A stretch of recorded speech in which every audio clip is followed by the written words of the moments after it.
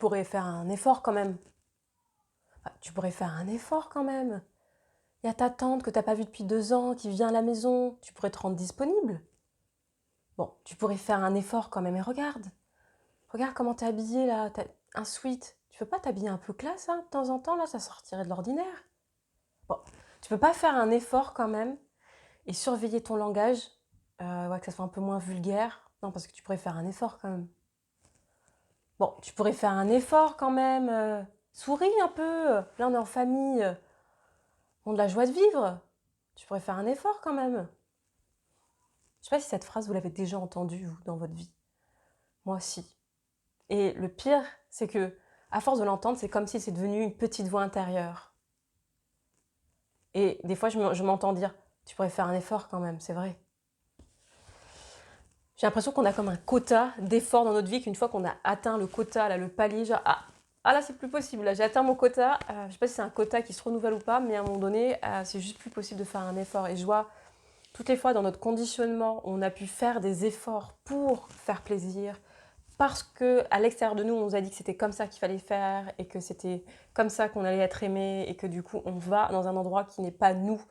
On est en train de faire des actions qu'on ne sait pas du tout au service.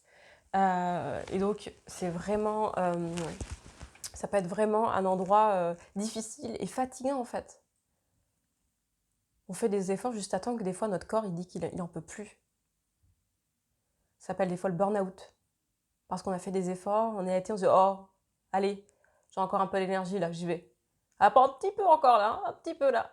Mais juste à temps que, ben non, en fait. Juste à temps que quoi, il n'y a plus du tout. On a vraiment, on a même atteint la réserve d'énergie, on est plus en dessous, on est passé en dessous de la barre de la réserve, quoi. Si ça peut exister, ben on arrive là. Donc le plus important, c'est pas faire des efforts. Bien sûr qu'il y a des moments où moi je fais des efforts, je dis qu'il ne faut pas jamais en faire. Par exemple, quand je vais au sport, des fois, je suis fatiguée, je fais un peu un effort, mais je sais pourquoi je fais cet effort.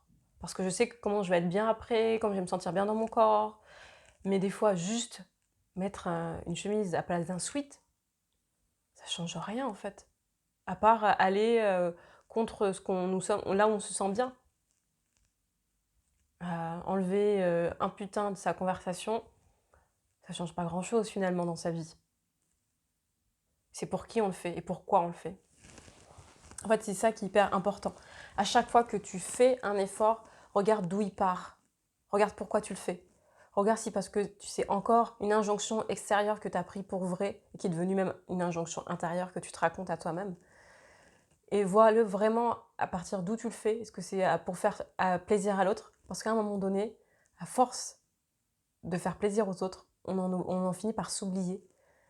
Et d'être toujours dans cette démarche de faire pour les autres et plus pour soi. Et à partir de cet endroit-là, à un moment donné, dans mon expérience, ça nous revient dessus puissance 10 000, de plein de manières différentes en fonction, mais à force de ne pas s'écouter, de faire des efforts, alors un endroit où c'est pas nous, bah déjà on oublie qui on est, on ne sait pas où on veut aller, on traîne du flou dans notre vie, on traîne du manque de clarté, on ne sait pas ce qui se vit en nous, on ne sait pas où on veut aller, c'est pas clair, et à partir de là, on ne risque pas ni de s'épanouir, ni de réaliser ses rêves en fait, parce qu'on ne sait pas qui on est. On est juste en train de réagir et de poser des actions pour faire un effort et pour répondre aux attentes des autres, de ce qui leur semble bien ou pas.